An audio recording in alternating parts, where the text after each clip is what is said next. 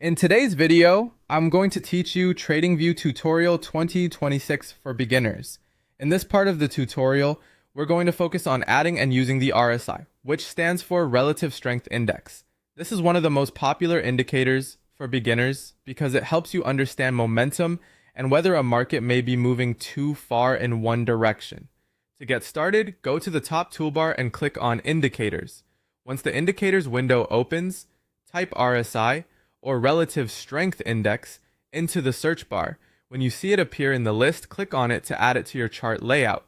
As soon as you do that, the RSI panel will appear, usually below your main price chart.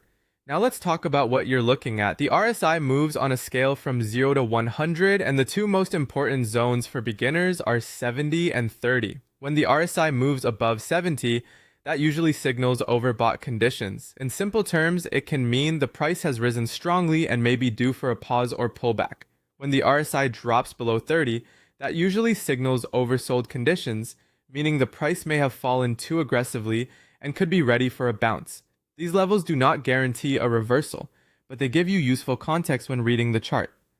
Another powerful way to use RSI is by spotting divergences. This happens when price action and the RSI are no longer moving in the same way. For example, if the price makes a higher high, but the RSI makes a lower high, that can be a warning sign of weakening momentum. This is known as a bearish divergence, and it may suggest a potential trend reversal to the downside. When you're checking for divergences, take your time and compare the swing highs on price with the swing highs on the RSI so you can clearly see the difference. You can also customize the RSI settings to better match your strategy.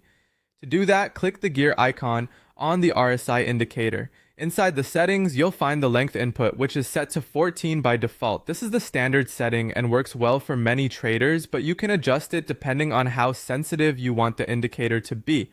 A lower number makes RSI react faster, while a higher number smooths it out and reduces noise. As you practice, remember that RSI works best when it's used alongside price action rather than on its own.